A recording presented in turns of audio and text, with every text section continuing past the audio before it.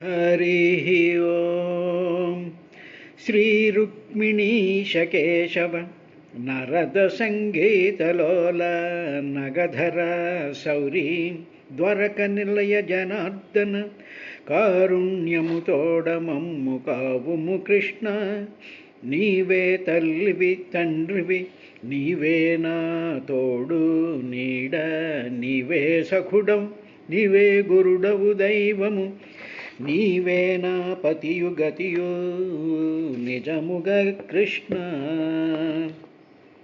నారాయణ పరమేశ్వర ధారాధర నీలదేహ దానవ వైరి, క్షీరాబ్దిశయన యదుకుల వీర ననుగావు కరుణ వెలయగ కృష్ణ.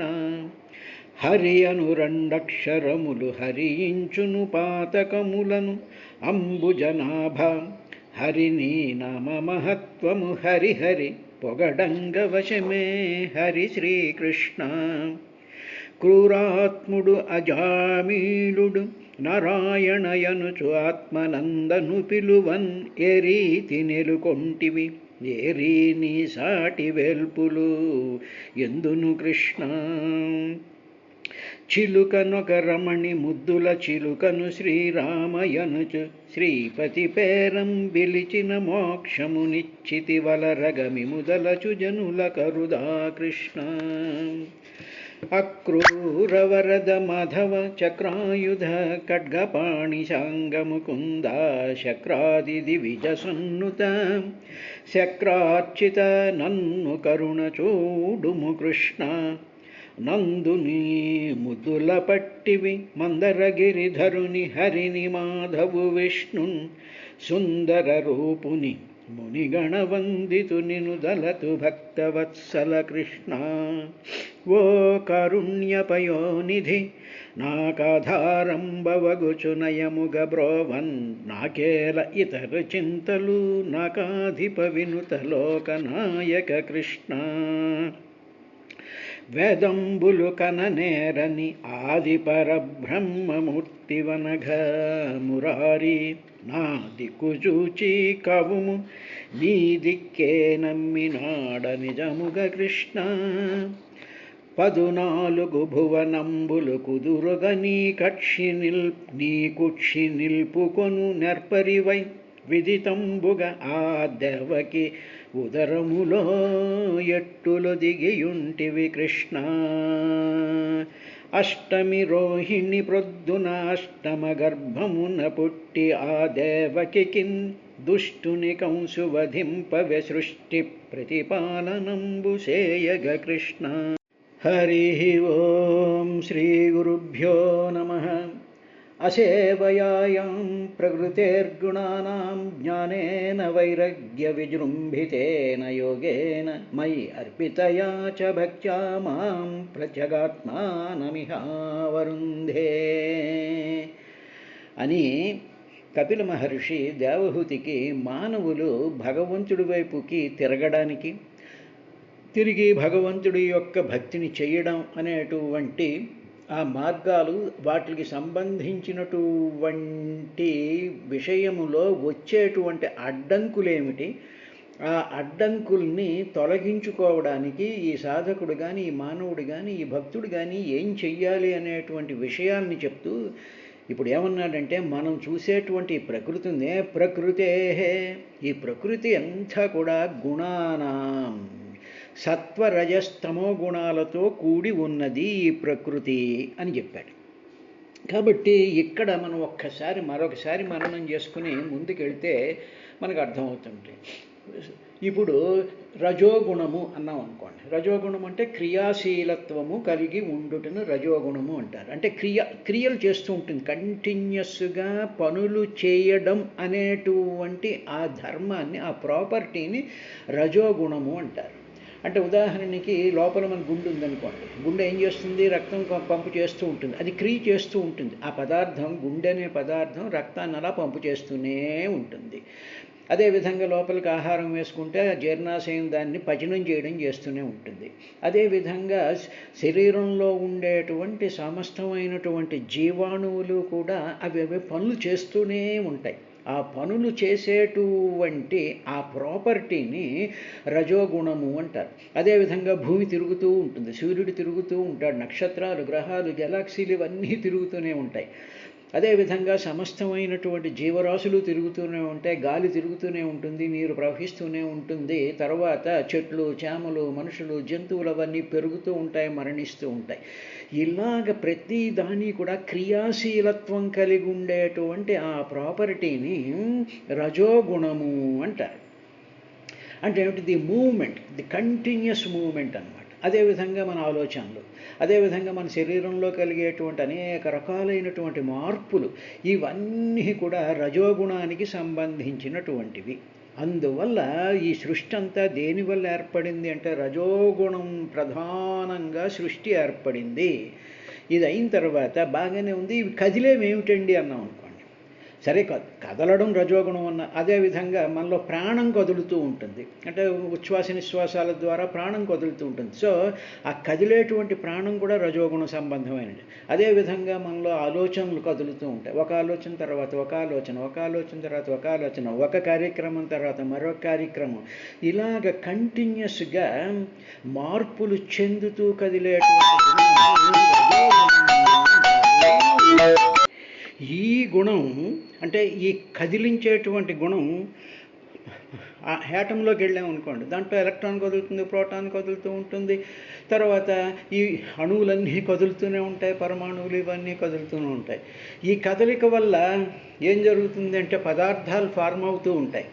ఇలాగ పదార్థాలు ఫార్మ్ అవడానికి, పదార్థాలు నివసించడానికి, అంటే ప్రాణం కదిలితే కదా జీవుడు నివసిస్తాడు.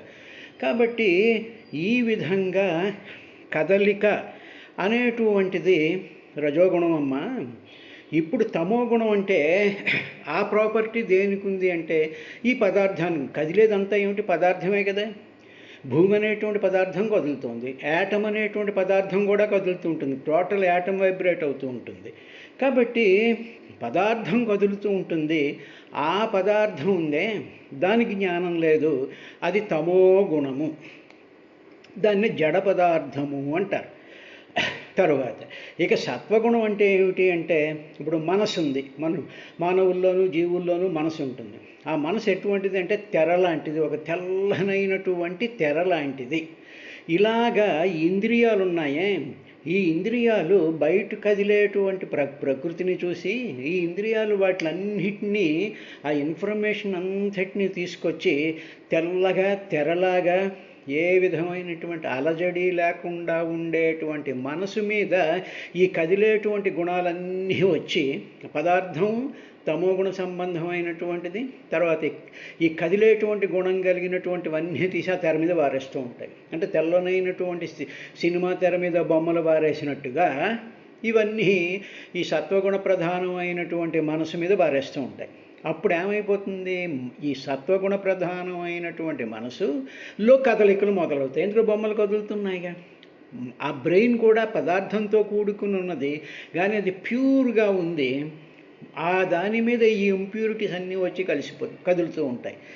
ఇలాగా ఈ మూడు గుణాల యొక్క, ఇదే విధంగా ఆకాశం సత్వగుణం, కదిలేటువంటి కాలం రజోగుణం, ఈ పదార్థాలు నక్షత్రాలు, గ్రహాలు ఇవన్నీ పదార్థాలు తమో గుణాలు. కాబట్టి ఈ ప్రకృతి అనేటువంటిది ఏమిటి అంటే ఇవి. ఈ కదిలేటువంటి గుణాల్లో అనారోగ్యం ఏమో శరీరానికి వస్తే, అనారోగ్యం యొక్క బాధ అంతా మనసులో కదులుతూ ఉంటే అప్పుడు సత్వగుణం అంతా కూడా, ఆ మనసు అంతా కూడా దాన్ని అనుభవిస్తూ ఉంటుంది.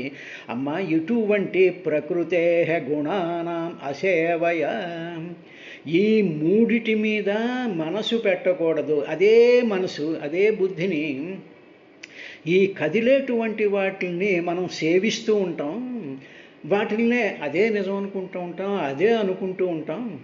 అందువల్ల భగవంతుడు ఎవరంటే గుణాతీతుడు.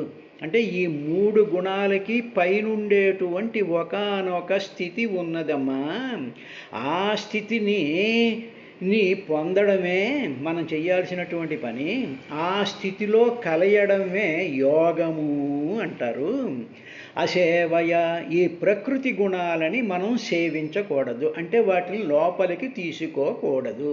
ఏమండి బాగానే చెప్తున్నారు, ఇదంతా గుండెని ఆపగలమా, గుండె కదులుతుంది కింద గుండెని ఆపగలమా, ఊపిరితిత్తులను ఆపగలమా? ఇవి అవన్నీ ప్రకృతి పదార్థానికి ఉండేటువంటి ధర్మాలు. నువ్వు ఆపగలిగినవి కొన్ని వందలు ఉన్నాయి.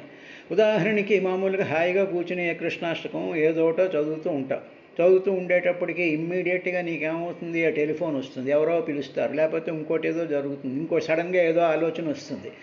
ఈ ఆలోచనలు అప్పుడు ఏం చేస్తాయి, నీ శరీరాన్ని కదిలిచేస్తాయి. నీ మనసులో ఆ కృష్ణుడి మీదో ఆ దేవుడి మీదో నువ్వు చేస్తున్నటువంటి పారాయణలో డిస్టర్బెన్స్ వెళ్ళిపోయి నువ్వు కదిలిపోతూ ఉంటావు. ఏమండి ఇటువంటి ఆపుకోవచ్చు కదా.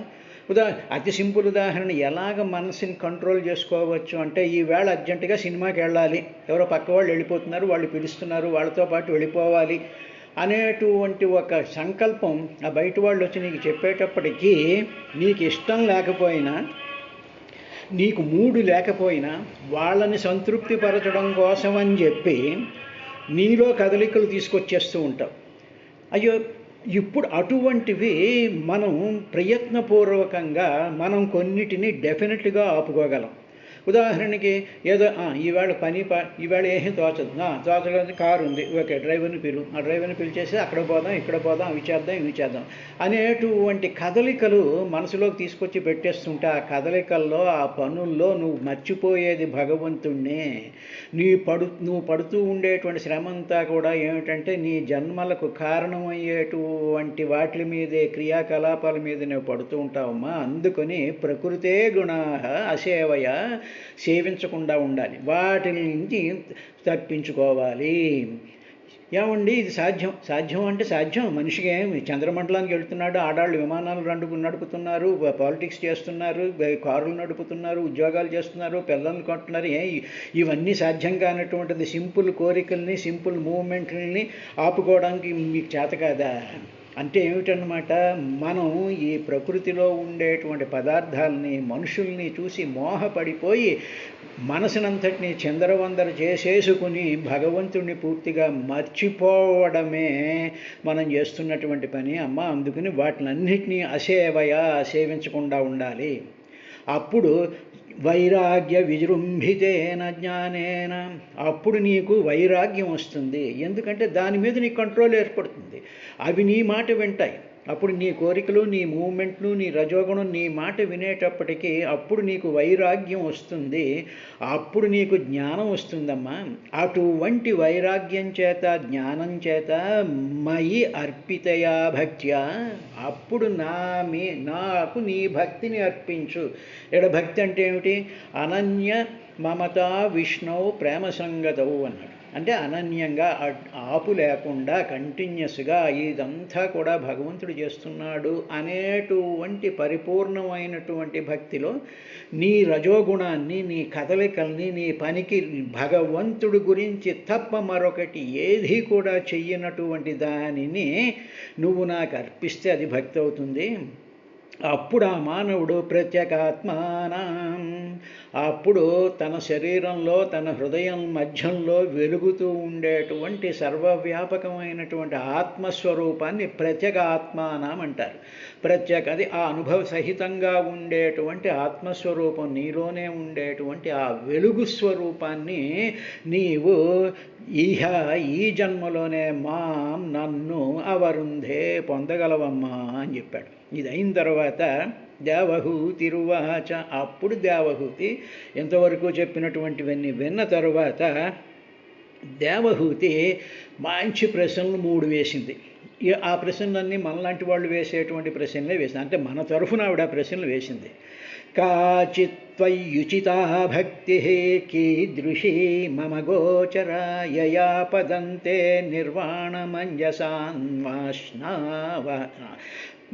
అంజసాన్వశ్నావ అహం అని. ఓ కుమారా, బాగానే చెప్పావు. మోక్షం పొందడానికి కాచిత్ అంటే ఏది ఉచితమైనటువంటి, అంటే ముక్తి అంటున్నావు కదా, ఆ ముక్తి అనేటువంటి దాన్ని సాధించడానికి కాచిత్ ఎట్టి త్వయి నీ యందు అంటే భగవంతుడి యందు భక్తి, నీ యందు భక్తిని పొందాలి అంటే ఏది ఉచితమైనటువంటిది, ఏది నేను ఆచరిస్తే నీ యందు నాకు భక్తి కలుగుతుంది, అది కూడా దేనికి ఉచితాహ ముక్తిని ప్రసాదించేటువంటి భక్తి. తరువాత అది ఏం చెయ్యాలంటే నీ మీద భక్తి నాకు వచ్చినప్పుడు కీ మమ గోచరాహ నీ యందు నేను చూడగలగడం అనేటువంటి స్థితిని నేను ఏ విధంగా పొందాలి అంటే మోక్షం పొందడానికి యోగ్యమైనటువంటి భక్తి ఏమిటి అని అడిగింది.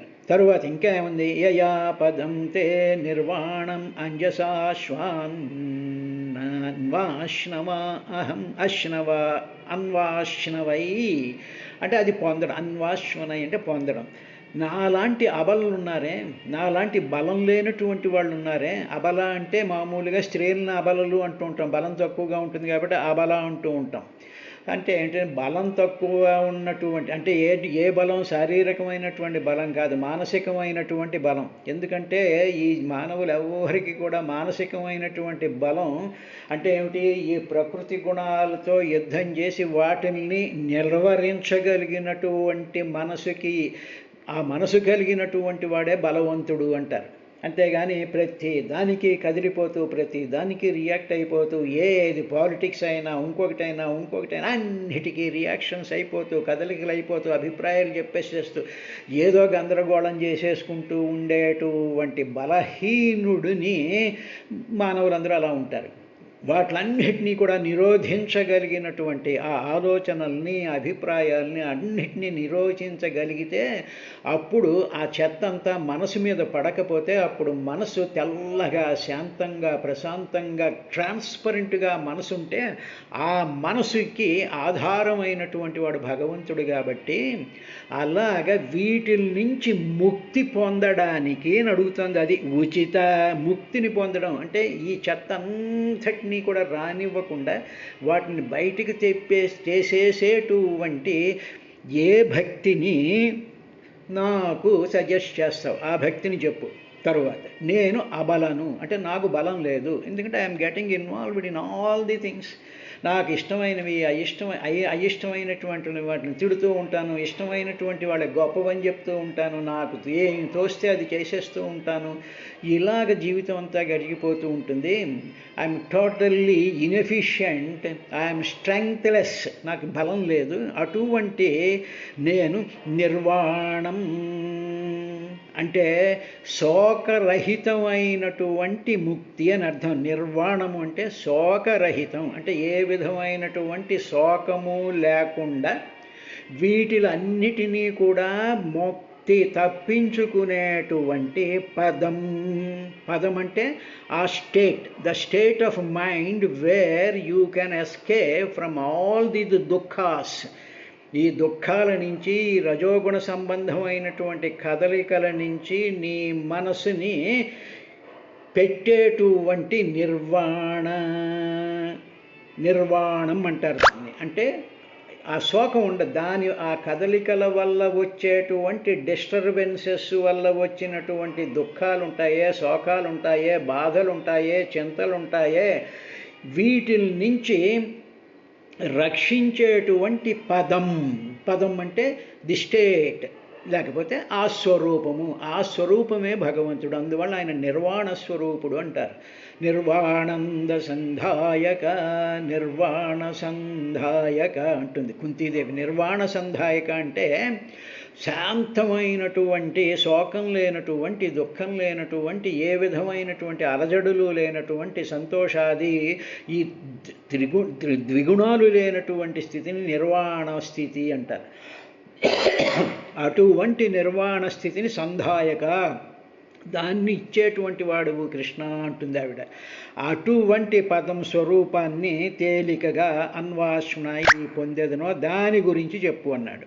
అంటే ఇప్పుడు అడిగింది ఏమిటంటే మోక్షం పొందడానికి యోగ్యమైనటువంటి భక్తి ఏమిటి, భక్తి ఎట్టిది, ఏ భక్తి చేస్తే మోక్షం వస్తుంది. 2, నాలాంటి బలహీనురాలకి ఏ భక్తి చేత, నేను బలహీనుని దాని అన్నిటికీ పెట్టేస్తున్నాడు. ఎవరో కొబ్బరికాయ కొట్టమంటే కొట్టేస్తాను, ఎవరో పూజ చేయమంటే చేసేస్తాను, ఎవరో కళ్యాణం చేయమంటే చేసేస్తాను.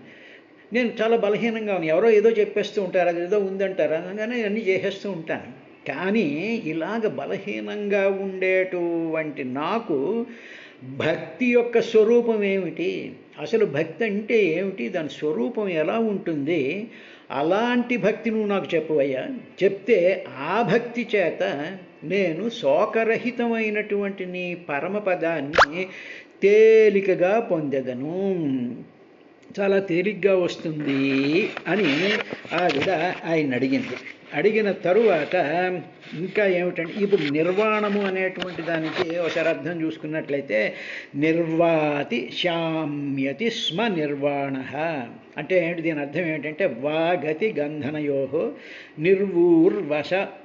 వశమనే అంటే ఏమిటనమాట, శాంతమైనది అంటే పర్ఫెక్ట్లీ ట్రాంక్విల్, ఏ అలజడులు లేకుండా, ఆలోచనలు లేకుండా ప్రశాంతంగా బయట ఏది జరుగుతున్నా అన్రియాక్టివ్గా మనసు ఆ కంట్రోల్లోకి వచ్చినటువంటి స్థితి ఉందే, ఆ శాంతమైనటువంటి స్థితియే, ఆ స్థితియే భగవంతుడు. కాబట్టి మనం కోరుకోవలసింది ఏమిటంటే శాంతిని కోరుకోవాలి. మనకు అనారోగ్యం వస్తే అశాంతి వస్తుంది, డబ్బులు పోతే అశాంతి వస్తుంది, తర్వాత మనకి ఏవైనా చిరాకులు కలిగితే అశాంతి వస్తుంది, లేకపోతే తిరుపతి గుళ్ళోకి వెళ్తూ ఉంటాం, గుళ్ళోకి వెళ్తే గోవిందా గోవిందా గోవిందా అంటాం, వెనక నుంచి ఆవిడ ఒక్క తోపు దోస్తాడు, చూసేటప్పుడు అశాంతి వస్తుంది, ఈడియట్ అని తిడుతూ ఉంటావు, గోవిందా అంటావు ఈడియట్ అంటావు, గోవిందా అంటావు ఈడియట్ అంటావు. నువ్వు వెళ్తావు భగవంతుడి దగ్గరికి వెళ్తున్నావు, నీ మనసు శాంతి లేదు. ఈ శాంతి లేకుండా ఉండడానికి కారణం ఏంటంటే వెనకాల వాళ్ళు తోపిడి, ఆ తొక్కేసిలాడ చావడాలు. ఇది ఈ విధమైనటువంటి గందరగోళ స్థితిలో ఈ ప్రజలందరూ భక్తి అనుకుని చేస్తే ఏమిటి వస్తుంది, భగవంతుడు ఉంటాడా, కొంచెం ఆలోచన చేయాల్సినటువంటి విశేషం. అందువల్ల నిర్వాతి శామ్యతి స్మ నిర్వాణ, అందువల్ల శాంతమైనటువంటి మనసు ఉండాలి, నెంబర్ 1. తరువాత దాని అర్థం ఏమిటంటే నిర్వాంతి నిర్గచ్చంతి దుఃఖాదయోస్మిన్ ఇది నిర్వాణం. నిర్వాంతి నిర్గచ్చంతి, నిర్గచ్చంతి అంటే మొత్తం అన్నిటిని తీసి అవతల పారేసేటువంటిది. ఏమిటి తీసేస్తుంది ఆ స్థితి, ఆ స్టేట్ అంటే దుఃఖాదయోహ, దుఃఖం కానీ సుఖం కానీ, తర్వాత చింతలు కానీ, రకరకాలైనటువంటి మనకు సంబంధించినటువంటి పనికి మాలినటువంటి డిస్కషన్స్లో వచ్చినటువంటి ఆలోచనలు కానీ, ఇటువంటివన్నీ దుఃఖాదయోహో, దుఃఖం అన్ని దుఃఖము మొదలైనటువంటివన్నిటినీ కూడా అంటే ఏమిటనమాట, తెర మీద బొమ్మలన్నిటినీ తీసిపారేయడం, ఆ స్క్రీన్నే చూస్తూ ఉండడం, అటువంటి దాన్ని శాంతము అంటారు. దుఃఖాదులు దీని యందు నిర్గతమవును. ఆ భక్తి చేస్తే అంటే ఆ క్రియ చేస్తే దుఃఖాదులు పోతాయి, ఆ క్రియ చెయ్యకపోతే దుఃఖాదులు వస్తాయి.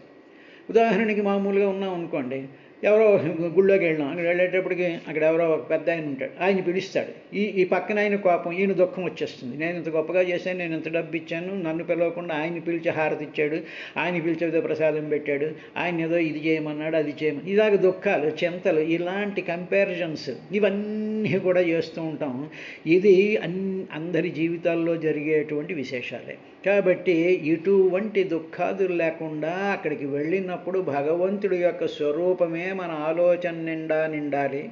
ఆ భగవత్ సంబంధమైనటువంటి శబ్దంలో ఉండేటువంటి అర్థాలే మన మనోఫలకం మీద అవి బొమ్మల కింద ఆడుతూ ఉండాలి. ఏదో కృష్ణ వినాయక, లేకపోతే ఏదో శారదామాత, లేకపోతే ఏదో కృష్ణ ఆంజనేయ రామ అని మనం ఆ పదాలు వింటున్నప్పుడు ఆ రూపాలు శాంతంగా ఉండేటువంటి మన మనసు మీద ఆడుతూ ఉండేటువంటి విధంగా ఉంటే అప్పుడు ఆ మనసు శాంతం అవుతుంది. కాబట్టి ఏమండి అవి డిస్టర్బెన్సెస్ కావా, అవి కదలికలు కావా అంటే అవి భగవత్ స్వరూపాలు. అవి భగవంతుడు కదలాలి మనసులో. ఆ భగవంతుడు సాకార రూపం చెంది ఇన్ని రూపాల కింద వచ్చాడు కదా, ఆ రూపాలు కదుల్చుకోవాలి. అందుకని పిచ్చి ఆర్గ్యుమెంట్స్ చేయకూడదండి. ఆ విధంగా ఆవిడ ప్రశ్న అడిగింది.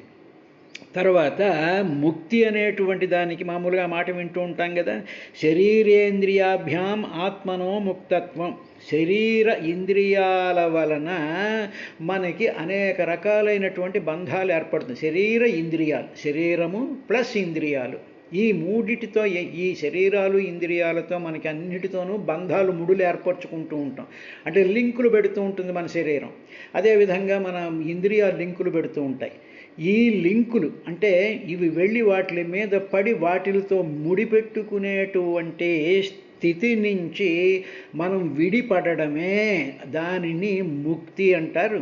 ఆ ముక్తి కావాలి అంటే ఏ భక్తిని చెయ్యాలి? అర్చన చేయాలా, కొబ్బరికాయలు కొట్టాలా, ప్రదక్షిణలు చేయాలా, కళ్యాణాలు చేయాలా, లేకపోతే ఉపవాసాలు ఉండాలా, లేకపోతే ఏవో దీపాలు వెలిగించాలా? అసలైనటువంటి భక్తి ఏమిటి? నేను బలహీనురాల్ని అని చెప్పి ఆవిడ అవన్నీ మనందరి తరఫున కూడా ఆవిడ ఆ ప్రశ్న వేసిన తరువాత ఆవిడ ఇంకా తను తాను ఏమిటో ఒప్పుకుంది. తదే తన్మే విజానీహి యదాహం మందధీర్హరే సుఖం భుజ్యేయ దుర్బోధం ఏషా భవదనుగ్రహాత్. ఓ శ్రీహరి, నేను అబలను మందబుద్ధిని అంది. ఐఎమ్ ఏ స్టూపిడ్, నా బుద్ధి షార్పుగా లేదు, నేను నీ అనుగ్రహం వల్ల నేను ఇవన్నీ తెలుసుకోవాలి అని. అందువల్ల ప్రతి మానవుడు ఏమనుకోవాలంటే ఐఎమ్ నాట్ ఇంటెలిజెంట్, నేను అల్పబుద్ధిని, నాకు ఉండేటువంటి బ్రెయిన్ చాలా తక్కువ, చాలా ఎక్కువ ఉందని ఊహించేసుకుని పొగరమొత్తనంగా ఉంటాను అని చెప్పింది. రేపటి కార్యక్రమంలో ఆవిడికి ఆయన ఏం సమాధానాలు చెప్పాడో చూద్దాం.